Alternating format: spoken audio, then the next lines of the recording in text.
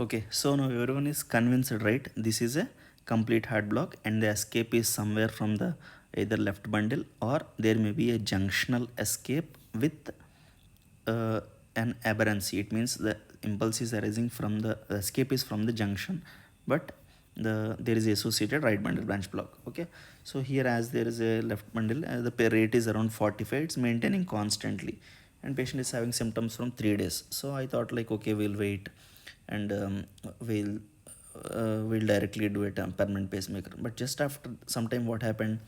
There is a there are some ventricular ectopics arising here. Can you see? These are the different origin, and see this is in the initially we saw, right, the this lead one has a negative complex and lead AVF has a positive complex, as you remember. So this is an ectopic and it's arising from somewhere else, and even the axis is changed.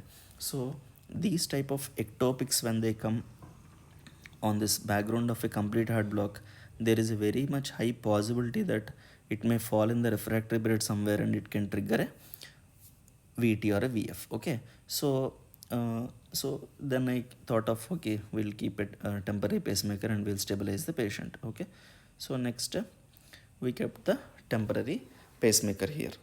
So this ECG after temporary pacing, you can see that there is a small spacing spike here before every QRS complex. See this vertical line, see the sharp vertical line, these are all the pacing spikes. Okay, it means the electrical impulse that is given to the ventricle, it generates a spike on the ECG. See, it will be there before every QRS. Okay, so these are all the pacing spikes. Okay, and see here actually you can see the P waves more clearly.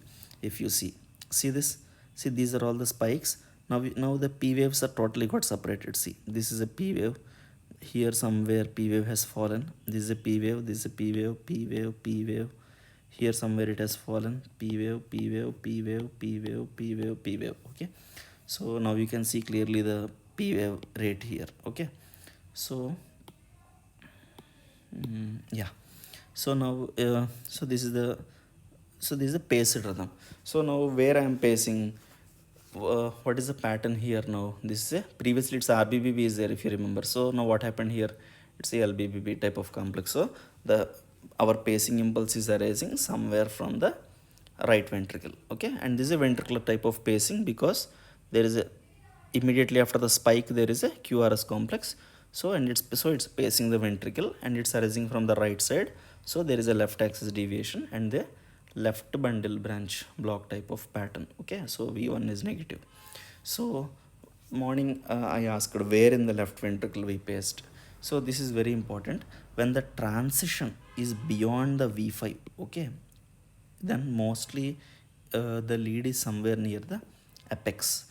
Okay, so that transition means what? Means, see this actually the same patient ECG. What happened is the next day morning when we saw this ECG, the night the patient moved the actually I kept the pacing lead through the neck in this patient because he is very obese and he is not willing to do from the femoral. So when he moved the neck or something, what happened, the lead got displaced and it's pacing at a different site. See the difference between the, see here lead 2 is negative, here what happened, lead 2 became positive. Here see the V5 V4 V5 V6 are negative, here what happened, they became positive. Okay, so the transition is the meaning. What is the meaning was, see till from V1 V2 V3 the complexes are negative, suddenly what happened in V4, there is a transition, it became positive. So the lead where the transition occurs from negative to positive. Okay, so that is called the transition. Okay, so here where is the transition is near the V4 and V5. Okay, so here transition is, there is no transition actually here. So whenever the transition is beyond the V5 or there is no transition, it implies that the lead is somewhere near the apex. Okay, so here if the transition is somewhere between around V4, if the transition is at V3 V4, as here it's a V4, it implies that the lead is somewhere over little higher, like in a over the septum maybe. Okay, so here you can see the lead 2 became positive. Okay, so it means more superior. It means like it's even like maybe towards the RVOT. So if the see here, if 2 3 and AVF also will be positive if it's more towards the RVOT. Okay, so here not so much towards the RVOT, it's just maybe near to the right ventricular septum.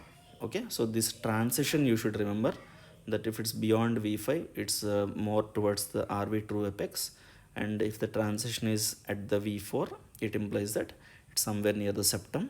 And if you find the 2-3 AVF leads positive, and it implies that it is somewhere near the RVOT. Then because if it's an outflow stimulation, the impulse will come downwards, so it becomes positive in the 2-3 AVF. Okay, so this is the ECG that we discussed today. So never miss any complete heart block. So whenever you see a bradycardia patient, always look for the P waves very carefully. Okay, thank you.